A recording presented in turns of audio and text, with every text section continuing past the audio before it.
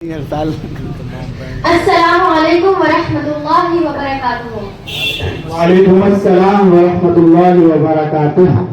نحمده ونصلي على رسوله الكريم اما بعد فاعوذ باللہ من الشیطان الرجیم بسم اللہ الرحمن الرحیم. انما یخشى اللہ من عباده العلماء صدق اللہ العظیم. غلط الزام ہے ہم پر کہ وفاداری نہیں کرتے. غلط الزام ہے ہم پر کہ وفاداری نہیں کرتے. ارے ہم محبت کاٹتے ہیں اداکاری نہیں کرتے. اور برا وقت جب بھی آیا ہے وطن پر اے وطن والو. برا وقت جب بھی آیا ہے وطن پر اے وطن والو. ہم اپنی جان دے دیتے ہیں غداری نہیں کرتے. میرے محترم و معزز سامعین اکرام اور جناب حضرت حکم صاحب، جیسا کہ آپ سبھی کو معلوم ہے کہ 26 جنوری یوم جمہوریہ یہ ہمارے ملک ہندوستان کی تاریخ میں نہایت ہی اہمیت کا دن ہے. اور آپ یہ بھی جانتے ہوں گے کہ اس دن ہمارے ملک کا آئین نافذ ہوا تھا.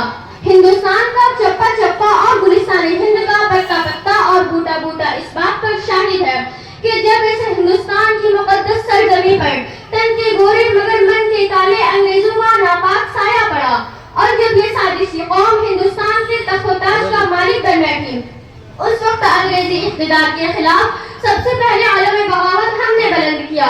راستے کی قربت و جوری سے بے فکر ہو کر، راہوں کے خطرات سے بے فکر ہو کر اس ملک کی آزادی کے لیے ہم نے اپنے جسموں کو لہو لہان کروایا.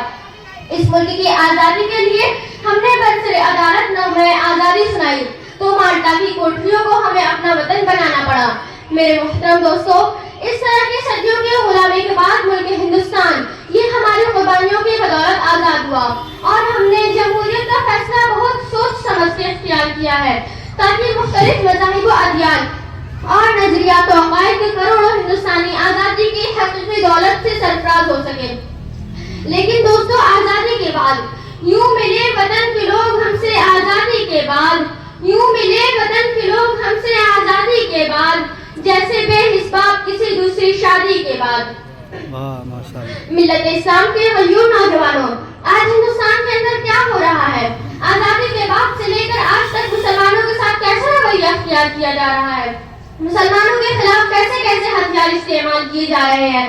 کبھی گورنمنٹ شک کے نام پر مسلمانوں کا قتل کر دیا جاتا ہے تو کبھی صرف شک و شبہے کی بنیاد پر ہمارے نوجوانوں کو موت کی گھاٹ اتار دیا جاتا ہے. تو کبھی ہماری ماں اور بہنوں کی عفت سے کھلواڑ کیا جاتا ہے، ہماری ماں اور بہنوں کی عزتوں سے کھلواڑ کیا جاتا ہے. تو کبھی ہمارے معصوم بچوں کو گاجر و مولی کی طرح کاٹ دیا جاتا ہے، اور کہیں ہمارے مساجدوں کو مسمار کیا جا رہا ہے، تو کہیں ہمارے مکاتبوں پر شک کی نظریں ڈالی جا رہی ہیں. اور حد تو یہ ہو چکی ہے کہ آج ہماری شریعت میں مداخلت کرنے کی کوششیں کی جا رہی ہیں. میرے محترم دوستو، میں بتانا چاہتی ہوں ان فرقہ پرست طاقتوں کو اور ان اتحاد کے دشمنوں کو اور ان سیکولرزم کے نام پر سیاست کی روٹیاں سیکھنے والوں کو کہ کان کھول کر سنو، جب تک اس زمین پر ایک کلمہ پڑھنے والا موجود رہے گا خدا کی قسم اپنی شریعت پر عمل کر رہے گا. کوئی ماں کا لال ایسا پیدا نہیں ہوا جو ہمیں اپنی شریعت پر عمل کرنے سے روکے. ارے ہم کل بھی عمل کرتے تھے، آج بھی عمل کرتے ہیں اور روز قیامت تک ہم عمل کرتے رہیں گے. اور دوستو، کل بھی ہم اس ملک کی آزادی کے لیے سولی پر چڑھ لیا کرتے تھے، آج بھی چڑھ سکتے ہیں. کل بھی ہم اس ملک کی آزادی کے لیے پھانسی کے پھندوں کو چومنا پسند کر لیا کرتے تھے، آج بھی کر سکتے ہیں. کل بھی ہم اس ملک کی آزادی کے لیے توپوں اور ٹینکوں کا مقابلہ کر لیا کرتے تھے، آج بھی کر سکتے ہیں. لیکن ہم اپنے مذہب و ملت اور دین و دھرم پر آنچ نہیں آنے دے سکتے. ارے مظلوم صحیح مجبور نہیں ہے ہم، مظلوم صحیح مجبور نہیں ہے ہم. اگر شریعت پر آنچ آئے تو جناب ہم بھی ضد پر آ جائیں گے. ملت اسلامیہ کے غیور نوجوانوں، آج ہندوستان کے اندر کیسے حالات ہیں؟ آج ہندوستان کے اندر کیا ہو رہا ہے؟ آج میں آپ کو اس کی ایک اہم وجہ بتانے جا رہی ہوں کہ وجہ یہ بھی ہے کہ ہندوستان کے اندر جو مسلمانوں کے خلاف سازشیں رچی جا رہی ہیں اس کی سب سے بڑی ایک وجہ یہ ہے کہ ہندوستان کے اندر مسلمان کو اس ملک سے اتنی محبت کیوں ہے؟ مسلمانوں کو آخر اس ملک سے اتنا پیار کیوں ہے؟ ارے ہم کیوں نہ اس ملک سے محبت کریں؟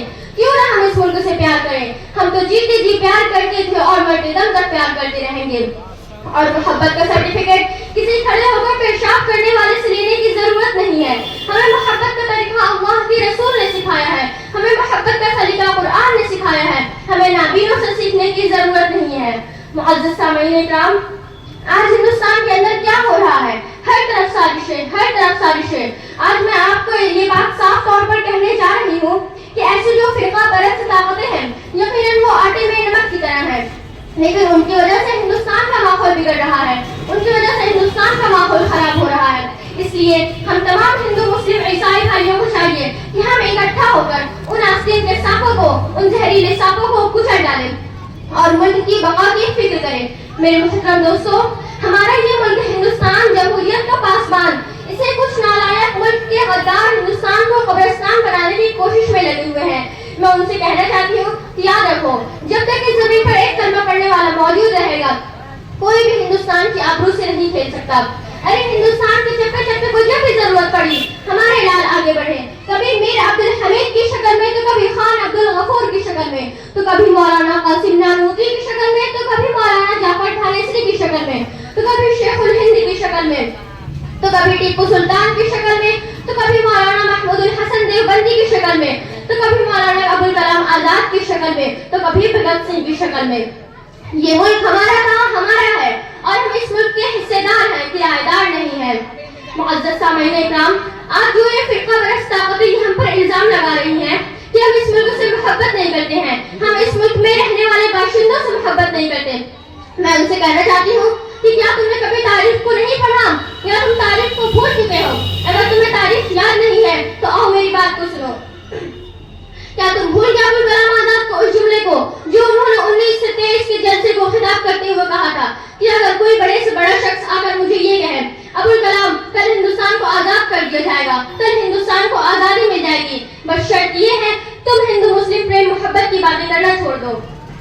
اس وقت ابوالکلام نے کہا میں ایسی آزادی پر لات مارتا ہوں، مجھے ایسی آزادی کی کوئی ضرورت نہیں ہے، مجھے تو ہندوستان کے اندر ہندو مسلم کی محبت اور ان کا اتحاد چاہیے. یہ پیغام دیا ہے ہم نے ملک کو، لیکن آج ہمیں بدنام کرنے کی سازشیں رچی جا رہی ہیں.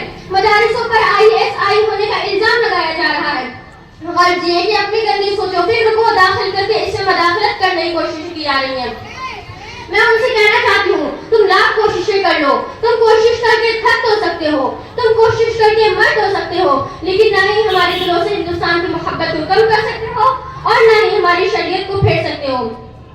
آج کے اس 26 جنوری کے دن سے میں آپ کو یہ پیغام دینا چاہتی ہوں کہ اے نوجوانوں، آپ اپنی شخصیت کو سمجھیے، آپ مستقبل کی فکر کیجیے. اگر آپ ابھی بھی اس غفلت کے پردے سے بیدار نہیں ہوں گے، اگر آپ اب بھی اس غفلت کے پردے میں سوتے رہیں گے تو یاد رکھیے کہ آنے والی نسلیں ہمیں کوسیں گی. اس لیے آج عہد کیجیے کہ انشاءاللہ ہم جمہوریت میں بھی آگے بڑھیں گے، ہم سیاست میں بھی حصہ لیں گے، ہم اس ملک کی حفاظت کریں گے اور اس ملک میں رہنے والے باشندوں کی حفاظت کریں گے. موجودہ دور کے یہ حالات ہمارے احساسوں، مذہبی، دینی اہمیت اور عقیدہ و توحید کو چیلنج کر رہے ہیں کہ اگر آپ کو عزت کی زندگی گزارنی ہے، اگر آپ کو اپنی ماؤں اور بہنوں کی عزت کا پاس و لحاظ رکھنا ہے، اگر آپ کو اپنے معصوم بچوں سے پیار ہے، اگر آپ کو اپنے مقاصدوں سے محبت ہے، اگر آپ کو اپنے مساجدوں سے پیار ہے، تو بغض و عداوت کی زنجیروں کو توڑ کر آگے بڑھیے. خدا کی قسم، جب ہم بغض و عداوت کی زنجیروں کو توڑ کر آگے بڑھیں گے تو باطل طاقتیں پیچھے ہٹے گی. میرے محترم دوستو، آپ آگے بڑھیے ملک کی بقا کے لیے، ملک کی حفاظت کے لیے اور اس ملک میں رہنے والے باشندوں کی حفاظت کے لیے. وہ لوٹ رہے ہیں سپنوں کو، میں چین سے کیسے سو جاؤں، وہ لوٹ رہے ہیں سپنوں کو، میں چین سے کیسے سو جاؤں، وہ بیچ رہے ہیں بھارت کو، میں خاموش کیسے رہ جاؤں. وآخر الدعوانا ان الحمدللہ رب العالمین. السلام علیکم ورحمۃ اللہ وبرکاتہ. وعلیکم السلام ورحمۃ اللہ وبرکاتہ. ماشاءاللہ بچی نے بہت عمدہ تقریر پیش کی. بچی اتنا انعام حاصل کر لے. یہ بچی یہ بتاتے چلی کہ یوم جمہوریہ کے بعد مسلمانوں کے ساتھ کیسا سلوک کیا جا رہا ہے اور اس کا جو فساد ہے اس کو جو ختم کیا جا سکتا ہے وہ ہندو مسلم اور دیگر مذاہب کے جو ہمارے بھائی ہیں ان سے محبت یکجہتی کے ساتھ ختم کیا جا سکتا ہے. جو تمام مذاہب کے جو لوگ ہیں اس ہندوستان میں، ہمارے ملک میں جو بھی ہر مذہب کے افراد رہ رہے ہیں، ہر ایک مذہب کے بھائی، ہر ایک مذہب کے ماننے والے ہمارے بھائی ہیں۔ بچی نے یہ پیغام دیا ہے اور وہ بھائی کے ساتھ محبت کا، حسن سلوک کا رویہ اختیار کرنا ہے، اور اسی حسن سلوک کی مناسبت سے میں تقریر پیش کرنے کے لیے چاہت کو دعوت دیتا ہوں کہ وہ آئے، اپنی تقریر پیش کرے۔